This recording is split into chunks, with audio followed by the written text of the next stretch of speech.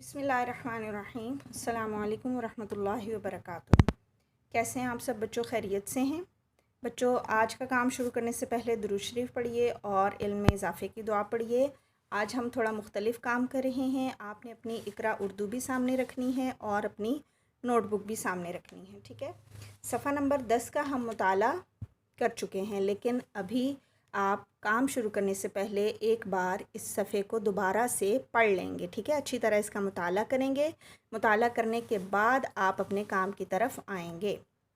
काम हमारा क्या है? इजाफ़ी हरूफ से अल्फाज जुमले, ठीक है। इजाफ़ी हर्फ कौन सा होता है? बे का इजाफ़ी हर्फ है भे, ठीक है। भे से हमने मुख्तलिफ़ अल्फाज और फिर जुमले बनाने हैं। यहाँ हमने ऊपर उन्वान लिख लिया, इजाफ़ी हरूफ से अल्फाज जुमले। उसके बाद हमने यहाँ बे लिखा और यहाँ भे लिखा, ठीक है। अब यहाँ 3 अल्फाज बे से लिखेंगे और 3 अल्फाज हम भे से लिखेंगे। उसके बाद यहाँ हमने 2 लाइनें छोड़ के नीचे जुमले लिख लिया और उसको भी डबल अंडरलाइन कर लिया। यहाँ हम इंशाल्लाह 2 जुमले लिखेंगे। अच्छा जी, अब चूँकि आपने मुताला कर लिया हुआ है, सफ़ा नंबर 10 पे हैं बे और भे के अल्फाज और जुमले। अब ज़रूरी नहीं है कि आप इधर से ही अल्फाज लिखें, इधर से ही जुमले लिखें। मुझे पता है कि आप ख़ुद भी बहुत से अल्फाज जानते हैं, बे से बनने वाले, भे से बनने वाले। आप अपने पास से भी शामिल कर सकते हैं और यहाँ से देख के भी लिख सकते हैं, दोनों तरीके से। अभी मैं आपके सामने लिखूँगी। जैसे बे से यहाँ से मैं लिख रही हूँ बाप, ठीक है।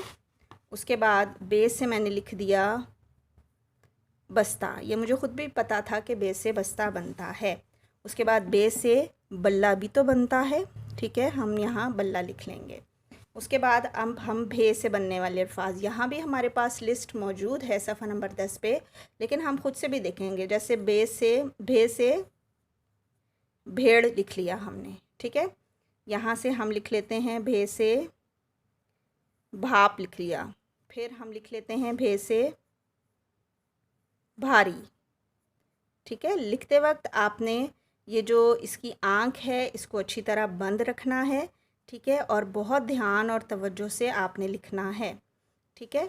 अब 3 अल्फाज हमने यहाँ लिख लिए, 3 यहाँ लिख लिए। अब हम बनाएंगे इनके जुमले। जुमले हम खुद से भी बना सकते हैं और हमारे पास यहाँ किताब में दिए भी हुए हैं। चलें हम यहाँ से एक ये जुमला और एक ये जुमला लिख देते हैं। ये जुमला है भोला बोला, तो हम यहाँ पे लिखेंगे भोला बोला। जुमला जहाँ ख़त्म होता है वहाँ ये ख़त्मा का निशान लगाया जाता है। दूसरा हमारा जुमला था बाबा मेरा बस्ता भारी है। यहाँ पे हल लिख रहे हैं हम बाबा मेरा बस्ता